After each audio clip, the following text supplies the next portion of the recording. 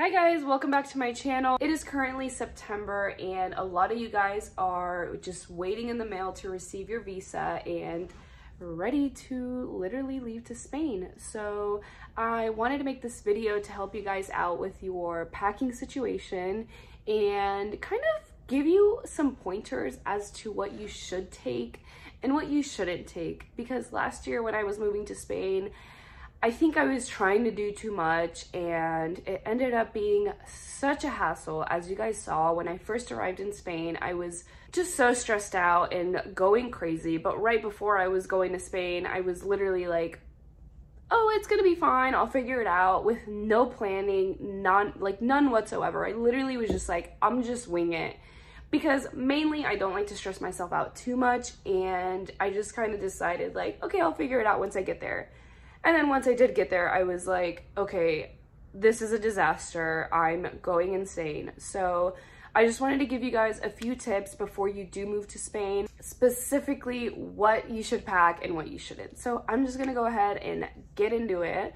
Number one thing you should pack is your most favorite clothes that you have right now that you know you're gonna wear. You're gonna arrive in Spain and then it's immediately gonna get cold. It's going to be a little chillier depending obviously on what region you're living in, but the weather is going to get colder. Even if you're living on an island, I promise you there's still a winter over there, even though Spain is known for being super hot and sunny. So don't bring too much summer clothes because you're gonna arrive in October and then be there until May.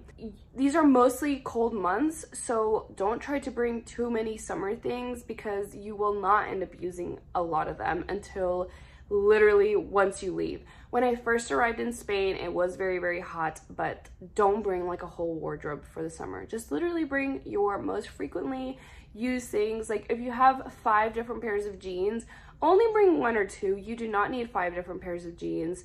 Bring the pair of shoes that goes with almost every single one of your outfits and also that are comfortable. You're gonna need walking shoes in Spain, really anywhere in Europe, but bring comfortable shoes. Don't try to bring your heels. So comfy shoes, bring comfy shoes, bring clothes that you actually wear. Don't bring that, you know, we all do that where we're going on a vacation and we decide to pack, like maybe I'll wear this dress that I've never worn before, maybe I'll wear it in Spain. No, you do not need to do that. You should definitely try to bring the very bare minimum of stuff. Once you arrive in Spain, you're gonna want to shop for new clothes because one, they have amazing clothes, amazing clothing stores. I'm obsessed with their clothing stores, specifically Bershka and Stradivarius, I don't know how to say it, and Pull and Bear. They have really, really good clothes. Zara is from Spain, so their clothes over there are very affordable and they actually have nice stuff. So I found myself not even really wearing half the stuff that I brought because I just wanted to shop for new clothes.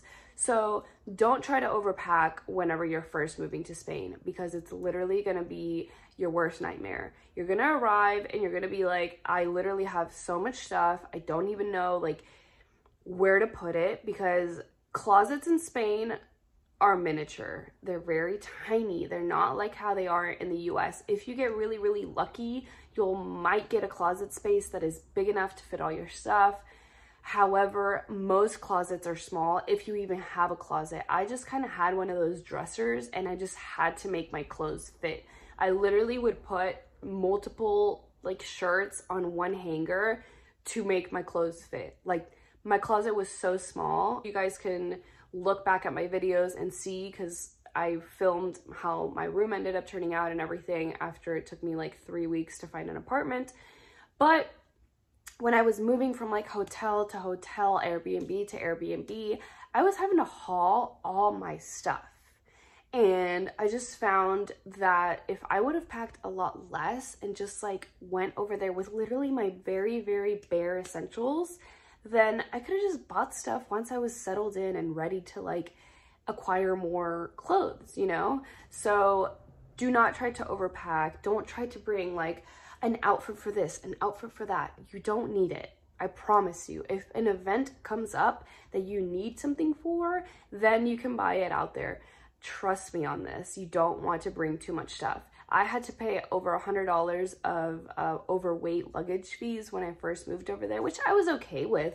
However, I mean, you don't need to do this. If I could do one thing when I was packing for Spain is to bring less stuff. Like I said, only bring bring maybe like a pair of sandals, like something beachy or summery. Bring some comfortable walking shoes. I do not advise bringing any heels. The cobblestone is not fun to walk in, especially in heels. Like, I never wore my heels. I think I wore my heels one time. I brought 3 pairs because I thought like, oh, this one goes with this dress and this one goes with this dress. I brought my sparkly favorite heels, my black heels, and then my nude heels. I was like, oh, I'm just keeping it very simple. However, I arrived in Spain and literally the entire time I was there, I only wore my heels one time and I never wore them again because it's literally a nightmare to wear heels out in that cobblestone. And even if you go out and go clubbing and go to all these places, every girl that goes out in Spain, for some reason, like, they're not so much how they are here in the US, where girls are very dressy and wear like kind of like they're like more extravagant clothing, like, you know, the cute cocktail dress. Girls in Spain literally wear like jeans and a cute top and some flats, like some sneakers to the club. If you're gonna bring any heels, make sure they're either like wedges or just something very comfortable that you know you can walk in for a long time. You're gonna be doing a lot of walking in Spain. Okay, number 2 thing that you should absolutely bring some type of flu-like symptom medicine, like Dayquil, NyQuil. You cannot find those in Spain. They don't exist. If they do exist, I don't know what they're called or how to find them, but basically anytime that anyone was like sort of sick, it was really difficult to find any type of medicine like that over there. They kind of have like vitamin C immunity things, but if you like, you know, if you're having flu-like symptoms and you like to take medicine of like Dayquil, NyQuil kind of thing, absolutely bring that because they do not have it in Spain. Number 3 thing you should absolutely bring is your favorite hot sauce. I know that sounds kind of silly, but trust me when I tell you, you will not be able to find your favorite hot sauce in Spain. And if you do, you can find it, but like for way more than you would pay for it in the US. So bring a couple of those. If you're just a really big fan of, I don't know, maybe like sriracha, or I really like el yucateco hot sauce, which is like, it comes in this little green bottle and it's absolutely delicious. And I was not able to find it in Spain, so I kind of struggled with that. You can find Cholula, Valentina, things like that, but they are a lot more expensive. So I do advise bringing hot sauce if you're like me and you absolutely love eating your food spicy, because in Spain they don't eat anything spicy, so it's really difficult to even find like peppers. Your best bet for finding spicy stuff like peppers, jalapenos, habaneros, or any kind of hot sauce is going to Corte Inglés. That store is like your super luxurious department store. Okay, mildly luxurious department store, kind of like, actually I would say it's similar to like a Nordstrom or a Macy's, but for some reason it has a grocery store in it. So it has a grocery store usually in the basement level, but they do have a lot of imported things that, you know, you wouldn't be able to find at just your local grocery store. I was never really able to find jalapenos or any type of hot peppers at the grocery store, so if I ever did want any of that, I had to go to Corte Inglés. So for fresh peppers and stuff, obviously go to Corte Inglés, but if you want to bring your favorite hot sauce, just go ahead and bring it from the States. It's going to be a lot easier and a lot cheaper for you. So sriracha, things like that, I would advise bringing, even if it's just a small bottle. Number 4 thing you should bring is your favorite deodorant, and maybe a couple of them. They really don't have many solid deodorants. They really only have like the rollerball and the liquid ones, like the spray kind. And if you're not a fan of those like me, like I don't prefer those, then you should definitely bring your favorite deodorant. I know they have brands like Dove and I guess like the more common brands, but they didn't have Degree over there. So if you like Degree deodorant, that is like the solid kind, then bring it from the States because you will not be able to find it over in Spain. All right, in terms of things you should not bring, number 1, like I mentioned earlier, don't overpack, don't try to bring too much. I wouldn't bring too many dressy, clubby stuff, heels and that kind of thing. Clothes that you would wear to like the club in the US, I never ended up wearing any of like my little black dresses or stuff like that. I really would always just go out in literally jeans and like a crop top every single time. I like never ever ever would dress up in like a skirt and heels. So I would advise leaving all that behind. If there is ever a time where you're just like, okay, I went to the club and every girl was super dressed up, I would just say buy that over there. Another thing you should not bring is an excess amount of toiletries. I would advise leaving behind all your extra toiletries. Only bring like your travel size stuff as if you were literally just going on a trip. Don't try to bring full-size amounts of anything because number one, it's gonna take up way too much space in your luggage, and number two, you can pretty much find every single product that you can find here in Spain. They have Sephora, they have Corte Inglés, which has a lot of like stuff from, you know, other countries that you can find here. Douglas is another store that if, for example, I couldn't find it at Sephora, or I couldn't find like my favorite like brands of things, of like beauty things at like other stores, I usually was able to find at Douglas. Like I think Douglas had like the most American brands, I guess, if you will, that they sell here in the US.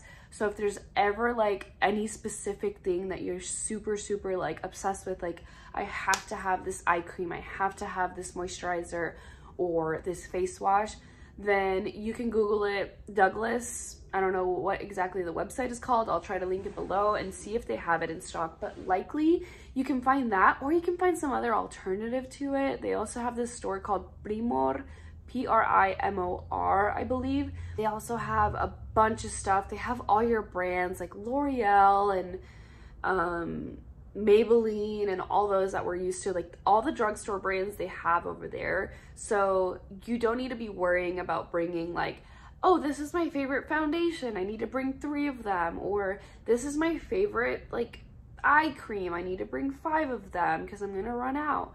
Don't worry about any of that because you will literally be able to find almost every single type of product in Spain, and it's just gonna take up room in your luggage that you don't need. Like you don't need to bring excess things, trust me on this. Another thing you should not bring is any type of like house stuff, maybe appliances or anything like that.